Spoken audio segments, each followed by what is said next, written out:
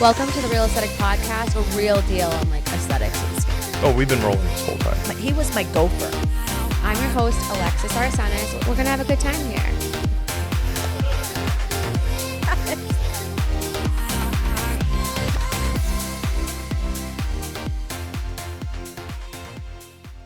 Welcome to the Real Aesthetic Podcast, a show where we dive deep into the world of aesthetics, health and wellness, and entrepreneurship. I'm your host, Alexis Arsenis. We're going to tackle everything from cutting-edge skincare techniques to the nutrition, business builders, and really the science behind everything. I am so excited to do this show today in my brand new studio with my two awesome producers, Nick and Max. I'm so excited. It's pretty cool to be here, guys, right? Yeah, In it's the not new bad. place. It's pretty cool. Yeah, it's awesome. It's a beautiful set. I think we're going to have a good time here. So a lot of things are changing here. We opened a studio that's not only for myself, it is for other people to use, which is super exciting. I don't know, like I'm just so excited for the studio right now. Should be excited. It's pretty cool. What are you gonna do up here? So Why are we here? Why'd you spend all this money? because I think I'm kind of cool now. Yeah, right, yeah. No, go ahead. So I have been in the aesthetics industry for literally ever. I grew up in it, and I really wanted a platform to go over the things that I've learned and how I've grown my businesses. And then after one of my great colleagues introduced me to my producer, Nick, now, I thought it would be, it's like a disadvantage to everybody if they don't learn like a little bit of the sprinkle of what Alexis has to offer. So a little bit about me. I have been, like I said, in the industry my entire life. My mom used to own 3 Elizabeth Grady salons. And if you're from this area, you know those were like some of the most popular European aesthetic places to go get treatments done. And through kind of working with her, I started working with Hydrofacial. So I have extensive experience in both sales for capital equipment and pharmaceutical, which kind of led me on this journey of like trying my own business, but then I wasn't sure if I was going to do it. So then when COVID hit and our bills like didn't stop, like we had to pay our bills, I was like, you know what, we're going to open up a company. And at first aesthetics wasn't my first company I opened. I wasn't doing any sort of spa services. Obviously COVID, like we couldn't do anything. But my partner was a really great contractor. So I started his construction. Is a really great contractor. Oh, well, he is a great contractor. Well, now he's like, he does everything now, like I feel like he does, like he builds sets. He built this whole thing, I think his Instagram now is what is it? What is it? Real Bob the Builder? The Real real- Builder Bobby? Something like that? The Real Builder Bobby D, I think. We'll put it up. We'll put up the thing so we can link him. Yeah, he's like the time-lapse king. So if you want to watch time-lapse of construction videos, he's your guy. Mm-hmm. He built this awesome studio, and I think, what did we build it in, like a week? Yeah, it was 7 days from nothing to something. It's crazy. Mm-hmm. To think that we used to do that. We should definitely drop clips of when we used to do our first podcast was in the front of my med spa with like curtains on my windows. And then we came up here and there was no floors. There was just like sheetrock and white curtains, which is why white? I don't know why. Because we had because they were free. That's why. And now we're at this, like, I have a fireplace. Right. This is so bougie. It is bougie. That fireplace is nice. It really is. Honestly, building my new house, I'm like, maybe I should. So I'm trying to figure out a way to justify asking you to purchase another camera just so we can have a fireplace cam. You know what I mean? A fireplace cam. Well, what I'm thinking is we put like a dog bed there. If people want to bring their dog in, then it becomes a puppy cam. Oh, I'm going to bring, okay, so no, if we're going to do that, I have to bring my dog on the show. No, one of them. We can't bring both. That's too much. Well, I guess we could. Xena and Zeus. Yeah, we'll start with one. Yeah. Because your dogs are bigger than me. I have 2 English Mastiffs, Xena and Zeus. Xena's an English Mastiff boxer, and Zeus is just a big old dumb English Mastiff. They'd fit perfect. They'd just take up the entire rug. It wouldn't be like a rug cam. No, yeah. It'd be a rug. Rug yeah. cam. We'll put it in that vent up there. An overhead rug cam. Yeah. That'd be cool. No, I'm super excited to kind of share my tips and tricks for opening businesses and things that I've done. I opened Bloom Rejuve Med Spa in North Reading, which is a little bit of a different approach to a med spa. I'm also a doula, so I put a 360 ultrasound studio within my med spa. And truthfully, why I did that was because I have 2 children, Olivia and Sophia. They're 3 and 2, and they're absolutely crazy, feral little children that love to play with their chickens all the time. But truthfully, what happened is I feel like this is like such a touchy subject, but whatever. So I in 2020 I got pregnant and was like really had a really hard time trying to find like a doctor, and I that's when I really realized the medical system was like just out of control. It was crazy. And then I finally found a doctor. They're like, "Oh, we think that you're like 20 weeks or something." And I was like, "Okay, great. Like what, I don't really know anything about this." So and then when I went in to get my ultrasound and like to meet this new doctor for the first time, I get the ultrasound done and like you're by yourself because it's COVID, like you can't have anyone with you. And she does my scan. She completely ignores me. Like she doesn't look at me and she's like this on her computer, type it on her little ultrasound machine. And she's like, "Yeah, there's no heartbeat here." Like, and flips the, like, they put like a tissue on you, flips the tissue on me and is like, "Yeah, the doctor's going to be right in. Like, he'll talk to you about it. Yeah, he'll just talk to you," and walks out. And I was like, "Wait a minute. What? Like, why?" Like, my mom's a nurse. I grew up in the healthcare industry. I worked with all of these doctors. Like, your body's a system. Like, there's a reason why things happen. Like, I wanted to know what I did wrong. Did I eat the wrong thing? Did I do the wrong thing? And there was no answers. There was absolutely no answers. Um, and that was a real struggle for me. So moving forward, like I had no physical symptoms of a miscarriage, and not to like get too into it, but like I ended up at this point, like everyone's afraid of COVID, right? So like I didn't want to go to the hospital. I lived with both all my grandparents. So my biggest fear was like going to the hospital, getting COVID, bringing it home. Like, I mean, I'm sure you guys like COVID was a scary thing. So Yeah, COVID sucked. I mean, it sucked for me because I was running a whole other business and we got shut down. yeah, everyone got shut, like the world shut down. It Right. was crazy. So that's when this all happened, I was like, well, maybe the system is bad because of like the scenario, like, but because of what's happening in the world. Mm.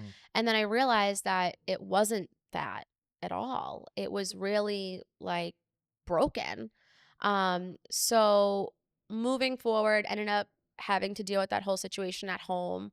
And I got pregnant with Olivia right away, and then I had Sophia, and both had really traumatic births. Can I ask you a question? Yeah, And I feel like it's something we haven't talked about ever. sure. Because I've heard all this stuff before, you know? Yeah. And it's obviously not for me, it's for the people that haven't. But what was it like, and this, if it's too deep. No, we it's can- fine. Okay. What was it like going through the miscarriage thing? And then what I'm saying is, what was it like when you got pregnant again? What did that feel like? Like, what was that? So, Especially after what you had gone through with the yeah. miscarriage thing. So, so with my miscarriage, there, like, I ended up delivering and having everything at home. Oh, So, like, I didn't want to go to the hospital. It was like a whole thing. Um, And when I got pregnant with and then there's no answers, right? So there's no like, when that happens and you call, they're like, "Oh, you could be hemorrhaging," but like, yeah, like if you're not, like if you want to come in, you can come in, but there's no really answers, right? And how are you supposed to know if you're hemorrhaging or not? Yeah, exactly. I mean, Like luckily, what that means. I'm sure there's a lot of luckily I blood, had but anyway. people, like luckily I Yeah. had people that like knew what was going on. Like I understood what was going on, but like I'm sure there's a level of like, "Oh shit, we need to go to the hospital," and luckily we didn't get there. Right.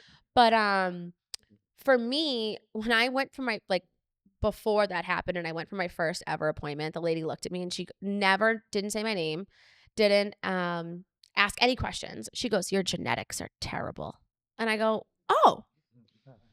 I go, "Funny, because like I have no, like my family's what is that fine." about? I was bro? like, what? "What?" She was, that's literally all she said. Opening line. She walks in, she's a nurse practitioner, and she's like, "Your genetics are bad." And I was like, So, like, Do I have that look about me, do I or do, what is do I that? look like Right. someone who's like genetically screwed up? Like, like I Yeah, don't like what? like what does that even mean? Sure, sure. So that was like my first eye opener. But then when I got pregnant with Olivia, to answer your question, I was not excited. Right. Well, and so this is what I was going to ask you. Is Yeah, like it that was. must it's supposed to be the most like beautiful moment in Yeah, your life. no, I remember when I had told Rob I was pregnant with my first pregnancy, I got him this toolbox thing, this like pack out, and I put like all this shit in it. And I was like, babe, I got you this gift.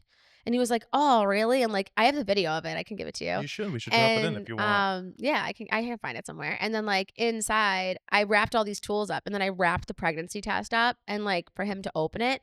But he like picked it up and like put it down because he like thought it was a tool and he was like, I don't know what tool that is, but I'm not gonna say anything. Oh, So that's funny. like he didn't Oh, he's know such a doof. I until he love like Rob. figured it out and he was all emotional. And then like with Olivia, it was like the complete opposite. It was like 6 a.m. I took a pregnancy test and I jumped in bed and I was like, bro, we're pregnant. Like it wasn't even like an exciting thing. Mm-hmm. And Or like, my here we go again type yeah, deal. and Yeah. my mom had 2 miscarriages at 25 weeks.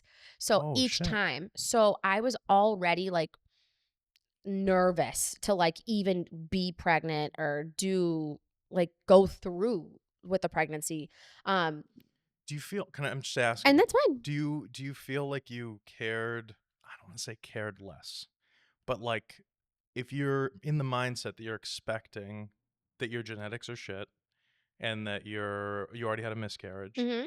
did you feel at least with I'm sure you were fine, but like was there a sense of who gives a shit? Like it's not worth it because nothing's gonna happen anyway. So like who Yeah, I cares? definitely had I know you're not a big drinker anyway. no, yeah, I didn't no, I didn't But I do you get didn't what I mean? drink. Like, I'm sure there are people out there who have a miscarriage, get treated like shit by the hospitals, Yeah. and then they go home. If they get pregnant again, they're like, "Who cares?" Yeah, they're like screw it, Because it's not gonna be a baby It's not anyway. gonna so and I So like, think that's, like, a big thing that's, like, talked about right now with, like, the political height of things. But, yeah, you definitely have this odd sense of, like, is this is this gonna work? Like, is there something wrong? And then you have that big self-doubt. Is it me? Did I do something wrong? Are my genetics messed up? Like, you ask these questions. And, like, I did the genetic testing. I am fine. Like, I am not predispositioned for anything. I'm pretty, like, normal. My family doesn't have cancer. Like, there's no, like, precursors to anything. So that's really when, like, my health journey, like, spiraled out of control. Like, it was a very unhealthy relationship between like research and Google and me. Like it like was bad. Not like WebMD. Like I was reading white papers for fun, like just to see like what was going on.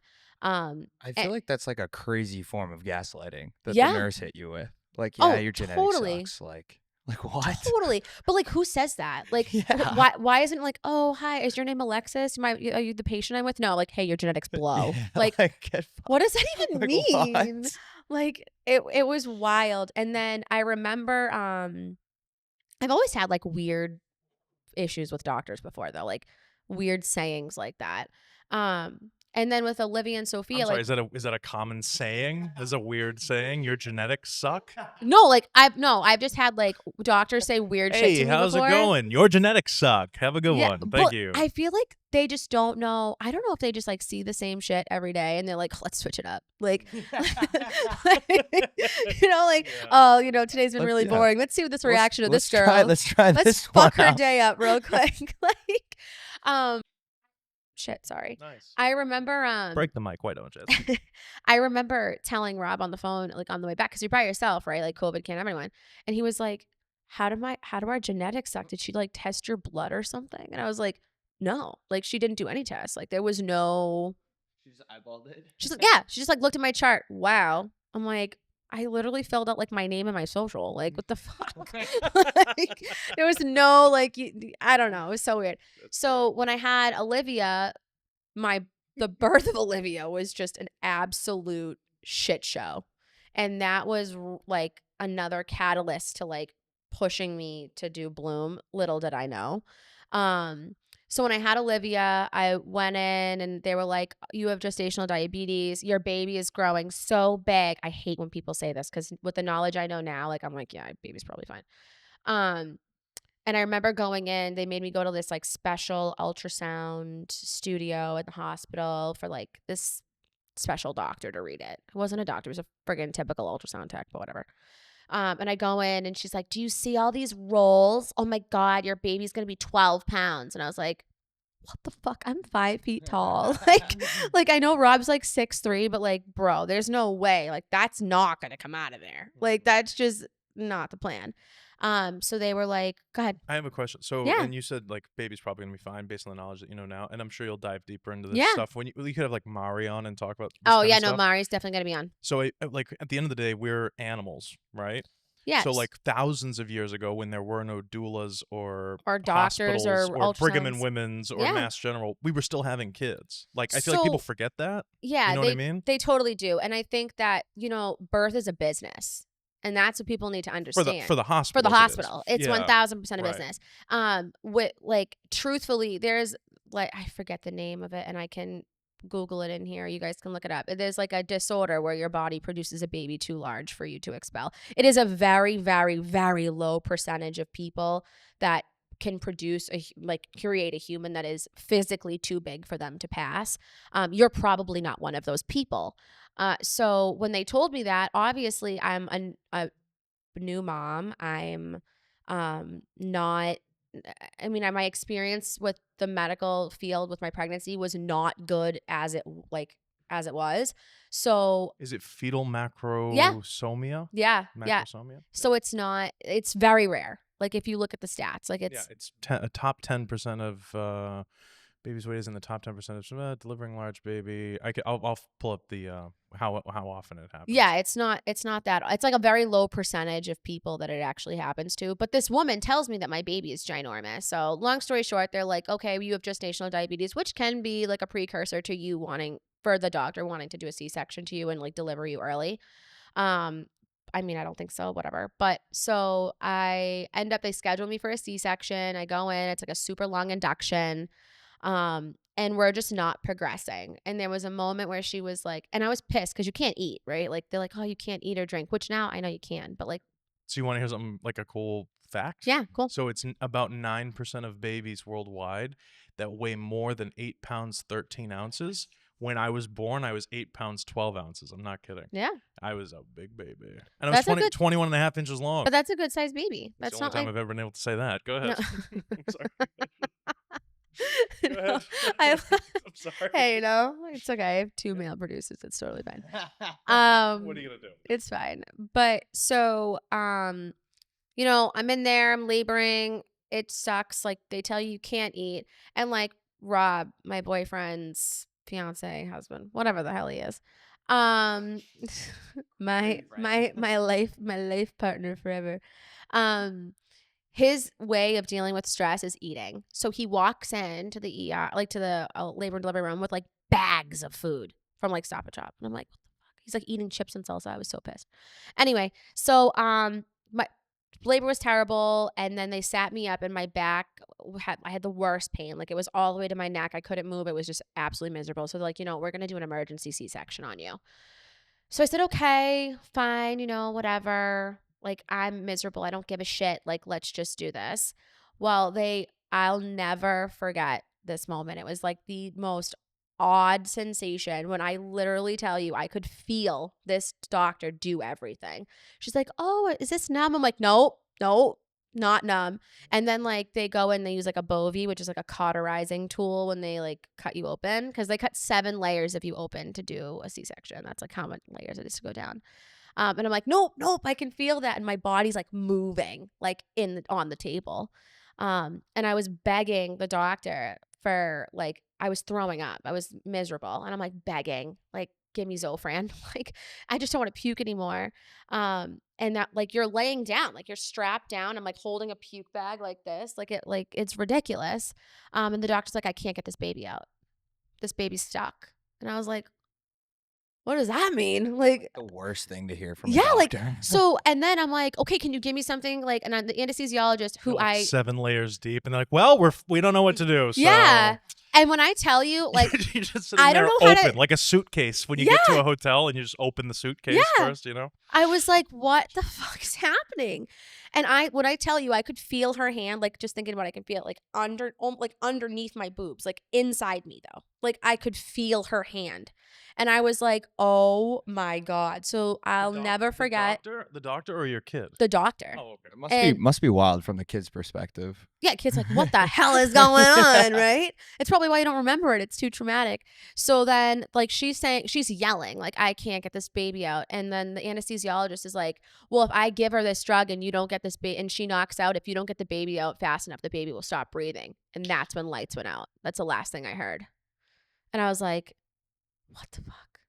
And all I remember waking up, mind you, like they're still working on me. They take the baby, they get Olivia, she's fine. They wheel her into Rob. Rob has never held a baby in his life, like knows nothing about babies. And he's like, they're like, here's this and here's some formula. Here you go. And he's like, what the fuck do I do? He's like, where's Alexis? They're like, oh, we're not sure. We're trying to get her breathing again. We're trying to like get her stable. So now he thinks, like, mind you, height of COVID, right? 2021, still kind of high on that shit. So he calls my mom. My mom's in the parking lot. And she's like, obviously, nurse, we'll have Darlene on the show too. Trust me, that's going to be a good one. But she comes in and they think I died. Like they don't know what happened. So super traumatic with Olivia. Sophia was not as bad. I mean, I end up being fine, but they overdosed me on ketamine with Olivia. I don't know why people take ketamine. I felt like I was in a really bad lava lamp. I will never forget it. Yeah, you can laugh, Max. Go ahead. When I broke my wrist, they gave me ketamine in the hospital. And I don't know if it was the same with you, but like, pretty sure they gave me like a pretty decent amount. Yeah. But like, I would turn my head and then like, it was like the frames per second in my eyes were like lagging. So like, I turned my head and then it would register. I kid you not, right? When I woke up, right, they're like working on me. Whatever the fuck they were doing. And I can hear the nurse, I can hear Rob, but I can't see anything. Like it almost was like I was like underwater, like with my eyes open. Like I couldn't physically I could see like shapes, but not like actual things. And I was like in a lava lamp. Like it was like little aliens. Like it was no joke. Like I was legit tripping. And the lady's like, I'll never forget, the nurse is like, well, ketamine can make you highly emotional. And I'm like, is my baby alive? Like what? Like is this normal? Like what is happening? And it was so bizarre. Like, and then I heard Rob's like, when Rob gets like trying to calm me down, he's like, Alexis. Really? Oh yeah, he's like, babe, it's okay. I've never heard Rob talk like that. Oh my God. Alexis. No, because I was so scared. I was crying. Well, I feel like anybody would be. Well, because I didn't even know if she was alive. I didn't even know if she was out of me. But even from like your perspective, like you don't even know if you're alive. Like you look at little alien people. I'm looking at aliens in a lava lamp, and I'm like, insane. What's happening? And so it was just like traumatic all the way around. So then like I wake up, I finally see, but I couldn't even physically see Olivia till 6 a.m. the next day. So it was like 12, 13 hours of just like straight up high. Like, and then like Rob felt bad. He couldn't take care of the baby because like I couldn't like do anything. So he was like trying to help me out. So poor Olivia is like stuck in the nursery with these random nurses. I felt terrible. So that was like one traumatic thing that led to Sophia's, which really wasn't too bad. I just wanted to get the fuck out of there. I was like, I signed like an AMA. I'm like, yep, 48 hours after having a baby, C-section, I'm leaving. What hospital was this, so I know not to attend? So truthfully, it doesn't matter what hospital you go to. They're all the same. This is kind of like the standard thing that can happen. I was in, but like, I don't know if I should put that in there. But it doesn't matter. I don't think that matters because you're not naming nurses by names or whatever. And no, I'm sure that the nurses were great though. I'll give them that. Like the nurses were like, "Oh my God, I've never seen." Like when it was during COVID and everybody had weird protocols. They were doing their job. It was bizarre, laboring and trying to breathe with a mask on. Like, can you? They made you keep the mask on during labor? Oh yeah. They put one on the baby. Yeah. Yeah, can you imagine? Yeah. They put it would be. I'm gonna cut this out. I'm telling you right now. I might just beep over it. But did they put like a mask over your or anything? Or no. Like, okay. So whatever came out of there, that's fine. That's fine. Whatever. Like, but your breathing is like not. Right. Yeah. Okay. Nice. Wonderful. Yeah. You had your kids 14 months apart. Yeah. Right. Yeah. So what close. was the deal there? So you had Olivia. Were you okay? This is go back to your mindset, right? Yeah. So when you got pregnant with Olivia, you were disappointed because of the miscarriage from absolutely before. After you brought Olivia home, I was so excited. So I you was were very sick though. Like, ready to have no, but I'm saying like to have kids 14 months apart, like you had to get busy again pretty quick. yeah. So and I'm not judging you for that. What I'm saying is knowing that like what were you like reinvigorated with the idea of having kids after Olivia was fine, Yeah. or were you still concerned about the miscarriage 1000%. and stuff? So once I saw Olivia, I was like, I don't give a shit. I want 10 kids. I was like, I don't care. And what's crazy is your body produces hormones that like you kind of like forget, like how, like talking about it, telling you like, yeah, you remember, but like when I'm like, oh, I want to have another baby next year, which is true, like I'm not like, oh, I had such terrible births. Like I don't want to do it. But that does discourage some women from like not wanting to have other babies. But when it comes to Sophia, I mean, definitely wasn't expected. I kind of felt bad. I mean, I kind of felt bad for Rob. Like I was so big when I was pregnant and I was just like miserable and I was like, don't touch me. So finally when he was like, hey, Yeah. can I book an appointment? I was like, oh, you know. Book an appointment. That's great. I'm like, yeah, I'll pencil you in 5 o'clock later. And the next thing you know, I was like, fuck, I'm pregnant.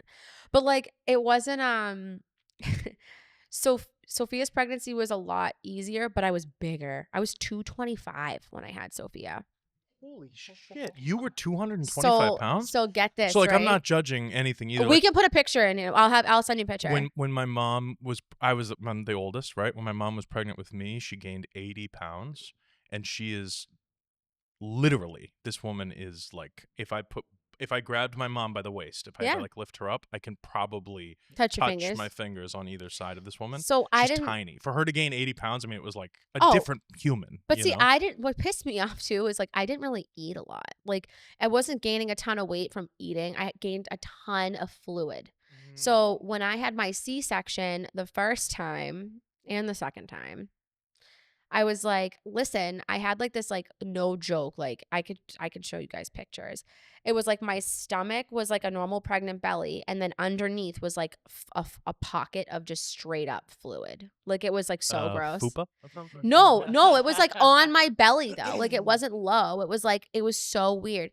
And so when I got my C-section, I mean working with plastic surgeons for years, I was like, listen, can we put a drain in? Because this was really bigger for Sophia than it was for Olivia, because I still had the fluid retention from Olivia when I had Sophia, like when I got pregnant with Sophia.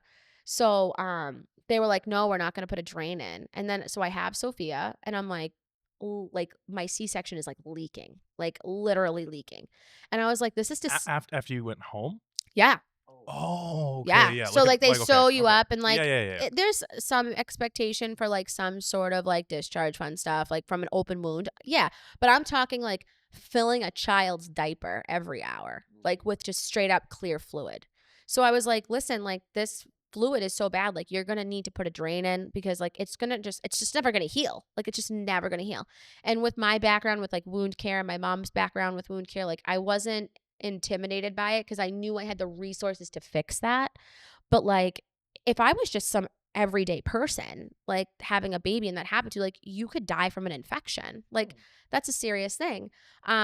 So that was terrible. But then, Sophia's so cool. She cried for the first 3 months of her life every day, all day.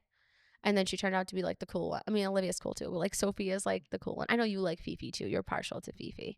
I would hire her, right? She's 3? Sophia's 2. Oh, yeah. I would hire her as my bodyguard tomorrow. Yeah, Like, she'll take she's you a out. badass. Fifi's a badass. And she doesn't care who you are. No. Like, yeah. You're in trouble. When she's like 15, you're in trouble. She's so funny. Like when I take them to the bagel place that's next door, and every time they see Bloom and now like they're going to see the IRA logo outside, they go, oh, that's Mommy's house. And she goes, Nikki lives there. Yeah. Well, I definitely feel like I do. Thankfully, we just got ourselves a nice little roommate here. Yeah, thank God. So that's good. So all of those experiences really led me to like becoming a doula. Because at first I was like, what the hell is a doula? Like I didn't know what it was. I regret. I'm sure Max still doesn't know what a doula is. Why don't you explain it? So a doula is kind of like a birth coach. So think of it as like when you get engaged and get married, right? You don't just like have your wedding the next day. Like that doesn't really work. And Mari, who I'm going to have on the show, who is amazing, owns one of the biggest doula agencies in New England, is definitely going to be here. I can't wait to talk with her. But it's really that coach to kind of lead you through the process and to help you and your partner navigate birth, because there are a lot of things that are going to happen. Like, can you imagine if I had a doula during that time where like the baby gets wheeled into Rob by himself, and like the doula would be there to kind of help him through that versus him like freaking out and worrying about me and kind of coaching him through that process. It's not just for the mom. It's really great for you as a couple and as a dynamic, whether it doesn't matter gay, straight, whatever, like it doesn't matter. I've actually had a lot of clients that were like, um, I was like I'm going to be the doula for their surrogate so that they can walk through the process with them, because like they don't know what's going on. Like they're not physically pregnant. So it's really just like a birth coach, someone to kind of lead you through. There's multiple different types of doulas. Right now, I'm in the process of doing fertility and a death doula to kind of walk you through like the end of your life and then walking you through that fertility journey. I'm right now a licensed, certified. I wouldn't say there's no licensure for doula work. It's a certification program. I did mine through Pro Doula. It was seamless. The education was great. I really loved, working with them. And Mari Leckel, who's going to be on, was my teacher, is my teacher. She doulas me as I doula other patients. Like, it's really great. Did you say that you do a death doula? Yeah. So I'm trying to get into it because of my grandparents, actually. So a death doula is someone who kind of is there to not, I wouldn't say facilitate. That sounds like a terrible word. I'm not like trying to kill you. But like when people, Is it similar to like a hospice nurse? yeah, kind of like that, to kind of put people at ease. Think about all the people that are like in nursing homes that like people don't visit, and you're like dying alone. Mm-hmm. How sad is that? You live your whole life and then like you die by yourself. Like that like hurts. Like I can't imagine that. My grandparents are 92, 94, 95, well, soon to be 95, and then 96. And they don't seem to go anytime soon. I mean, lasted this long. At this point, really hanging in there. yeah. At this point, we call them the plants because you just have to feed and water them. They're like that. They're like that house plant. No, I love them. They have dementia. I just lost my grandfather last year to Alzheimer's and dementia, which also led me down like a health spiral, because we can effectively stop those Alzheimer's. Like it's in most places, it's called like type 3 diabetes. It's really like metabolic more than anything. So there are some guests that Nick knows I want on here so bad that can talk about that. Obviously that are way more educated than I am. I am just like a read a bunch of papers and learn for yourself type of person. But yeah, so death doula is someone that kind of coaches you through. Fertility is trying to coach someone through like how to get pregnant. We have kits down at Bloom with a company called Ovarium, which is a more holistic way to try to get pregnant. It's kind of like a period cup, but you just, after you do, I know Nick's going to say something to this. No, nothing. It's a cum cup. It is. Yeah. It is. It's a turkey baster. That's yes, what it is. but it just keeps the little swimmers up there for a little bit longer, just to like encourage them to swim up. That's where we need them to go. So with all of this happening and all of this craziness, my mom and I sat down and we were like, if we were going to open another business, like what would we do? And like I was still helping Rob build his construction company, but I really just like had this need to do this for myself. And I was so upset with the medical system. I was so upset with the lack of support. I mean, you would think like you have a miscarriage, there'd be some sort of like, not like therapy, but our service offered like, hey, you just went through this traumatic event. Like, we're here to talk to you about it. How do you feel about that? And not like trying to push me like Ativan or whatever the fuck they give now for like all this shit that they give you for anxiety and depression. Like I didn't want a pill pusher. So I said, well, I've always done aesthetics and I'm very good at it. And I love doing it. I love teaching. I love working with lasers. And a lot of these treatments are great for postpartum, like whether it's like laxity on your stomach or whatever like that. But like I want to do ultrasounds and I want it to be in a space where it's a theater-like setting. You can invite all your family. There is no restrictions. You don't need to wear a mask. Like you can or you cannot. Doesn't matter to me. I don't care. And there's no judgment. Like just come in and like look at your pretty baby and like make it an experience. And the conversation needs to stop being, how's your baby? Okay, your baby's probably going to be fine. Like we're built to do this. Like, generally speaking, as long as you're not like, smoking 10 packs a day and drinking a bunch, like generally we're going to be okay. But the conversation needs to change to like, how are you? Like, how is mom? Like, is she doing okay? This is an experience where her body is making this baby and I wanted a space to do that. So we can definitely put a clip in of what downstairs looks like. It is super cute. So I wanted to blend the two, and that's kind of how that happened. And Bloom it's changed a lot. At first I had it as one business thing I did wrong, for sure, was the name. At first, it was Bloom HD Ultrasound and Women's Rejuvenation. And I have a lovely neighbor downstairs that would tell all the clients that would come to his business, and they would say, "What does Bloom do?" And he would just say, "They do vaginal rejuvenation." I was like, "Bro, like, that's not the only thing we do here, you know?" And it really kind of put my business in this weird, like, I'm only for women, and we're not. Like, I handle with dads all the time. So, and I work with acne patients, we do so much. So that was one part of my business that I really needed to change, where we changed the name back to just Bloom Rejuve Med Spa and ultrasound, because we do both. I put stickers on the outside. People maybe know what we do, because I get that question still, which like blows my mind. So Bloom's not just for pregnant ladies. No, Bloom is for everyone. Come on in. It doesn't matter. You can, I mean, male or female, young and old, it doesn't necessarily matter. Come on in. We can treat you. Um, the beauty of Bloom is it's trying to help. Like, we're not going to say, use this and it's going to take 10 years off. It's really not. We like to use regenerative treatments, things like radio frequency microneedling to stimulate your own elastin and collagen. We are not an injection focused med spa. We're really energy device based, product based. I wanted to use really good home care. And being consistent, because consistency is key. And how we do that with our patients is memberships. We make things more affordable and attainable for people to come in and consistently get these treatments, regardless of which ones that you want to do. We did add therapeutic massage downstairs and added like stretching add-ons. I really want to take Bloom to more of like a functional, regenerative type way with nutrition and treating your body as a whole. Acne is a symptom. I want to make it so, if you have a ton of acne, say you have dandruff too, there's all these signs that something is going on wrong on the inside.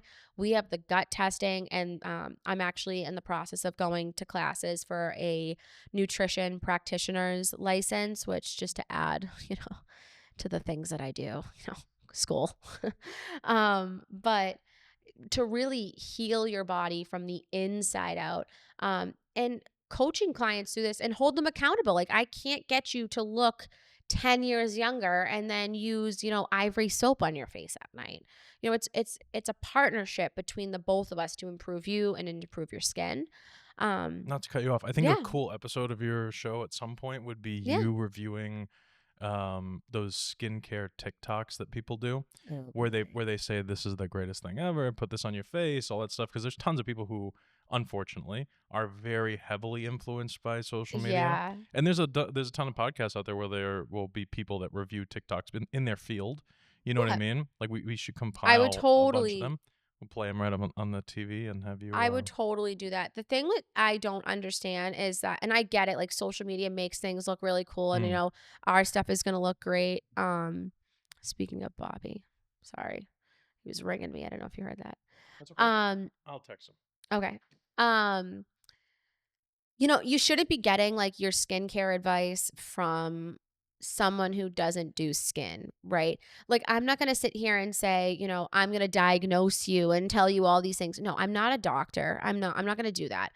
Am I going to tell you, "Hey, I read this paper on this and like, I don't know, maybe try it." Like, great. Like, but this is what I read. Like, do your own research. Absolutely. But, I think that people need to like reel it in. Like, a lot of these people are just getting paid to say this. I do not have anything in Bloom that I personally don't like.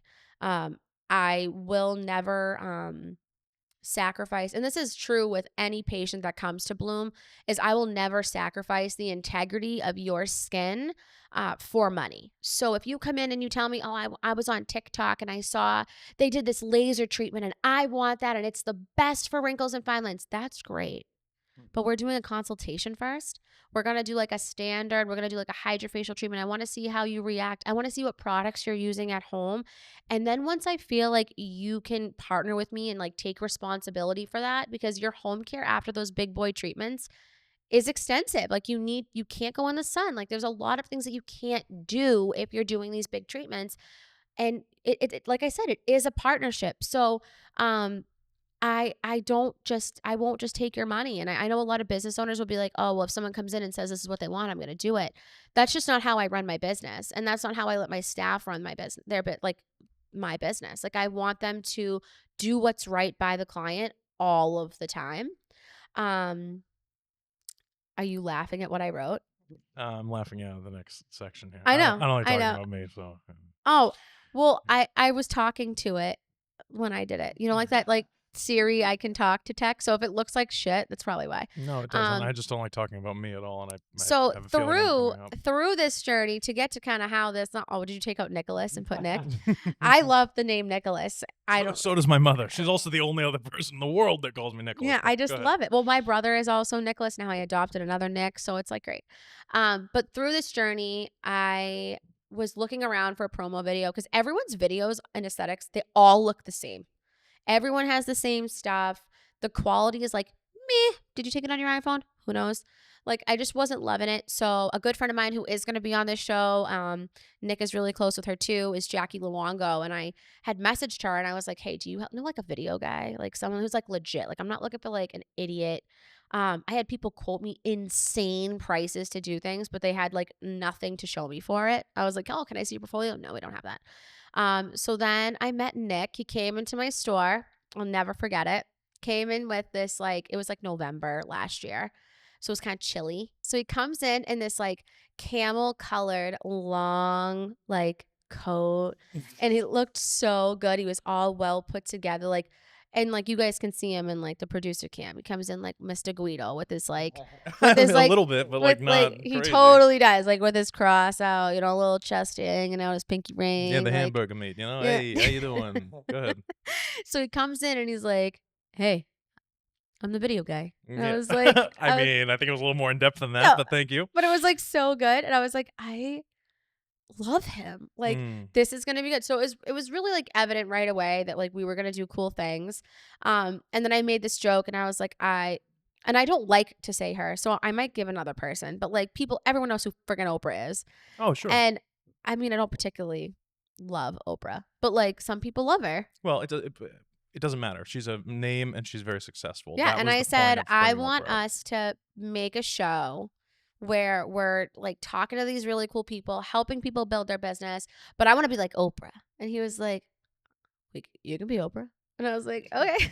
Well, yeah, I think it's, and I use it. I don't want to say I use it against you, but every time that, because it's normal to be a little bit lax or whatever, or Yeah. you're running 3 other businesses and you got a lot of stuff going on, and like that's fine. But when you use that as the excuse, all I say to you is like, well, if you want to be Oprah, like, suck it up, that's like our thing. you know. And Yeah. I think that's like a cool. I feel like you have to have like a fun.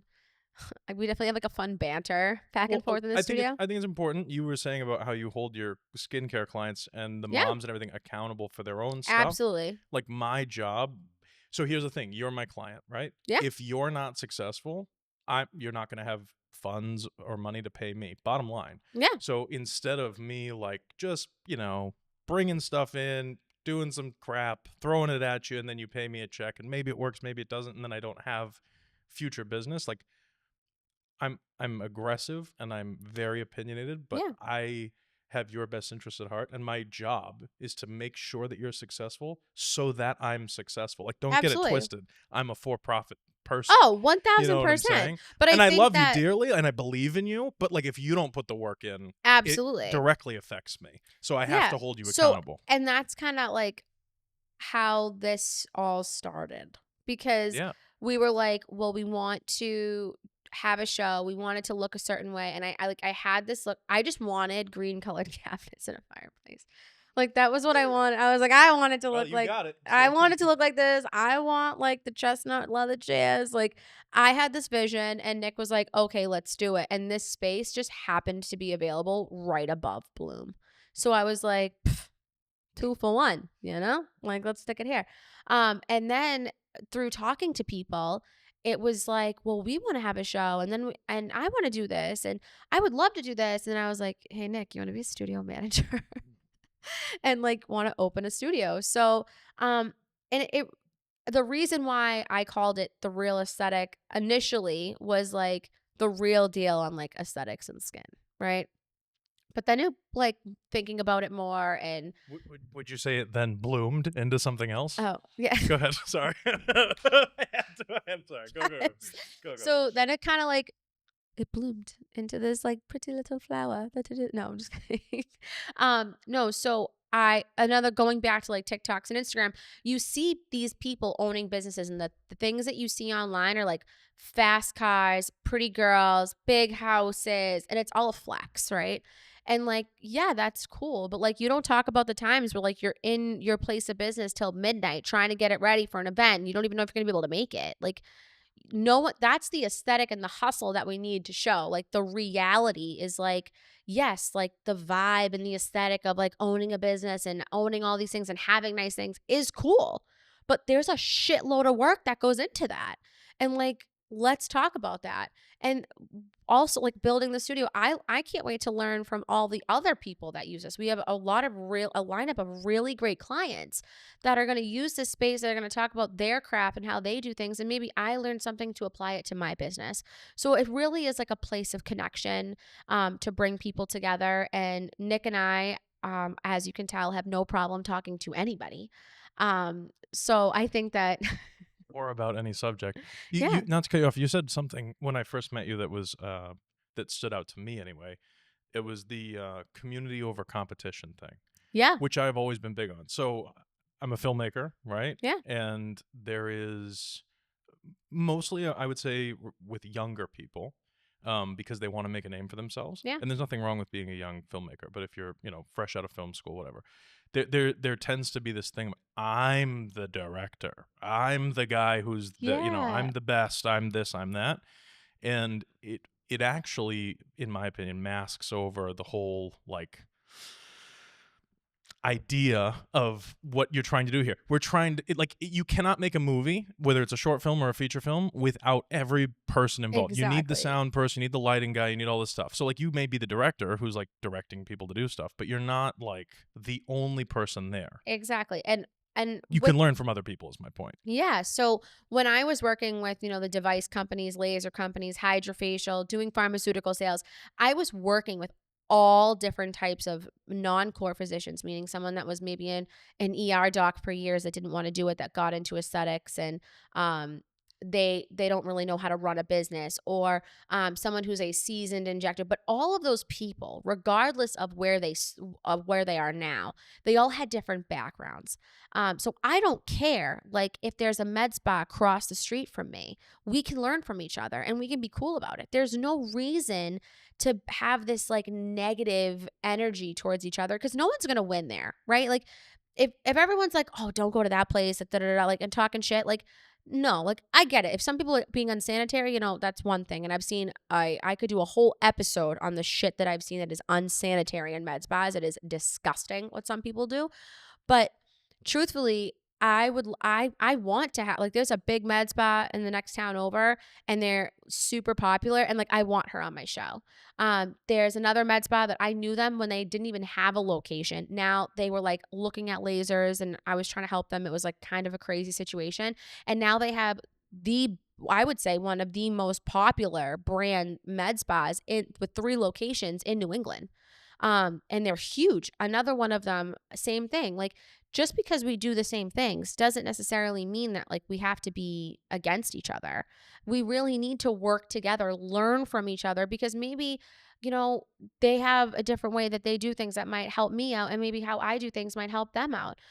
I don't say that I'm right all the time. There are some things that I say, hey, listen, I've done extensive research on this, and in doing that, I've seen these results, and these really work great for me and my patients. You can agree to disagree. That's fine.